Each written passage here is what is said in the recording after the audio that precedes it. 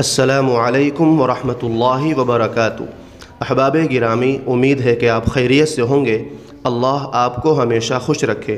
معزز ناظرین کرام، اس ویڈیو میں آپ کو رمضان ٹائم ٹیبل بتانے والا ہوں، لہذا ویڈیو کو آخر تک ضرور دیکھیں، اور ابھی تک ہمارے چینل کو سبسکرائب نہیں کیے ہیں تو سبسکرائب کر لیجئے، شکریہ۔ تو چلیے دوستوں، شروع کرتے ہیں۔